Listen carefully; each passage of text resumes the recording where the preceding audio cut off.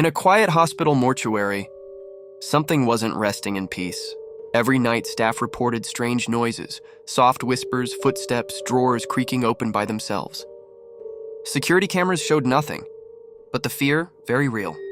Then someone remembered a cancer patient who had passed away recently.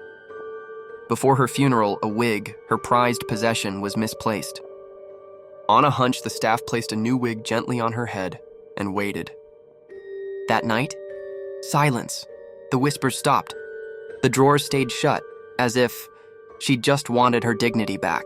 Some say, respect for the dead isn't just tradition, it's survival.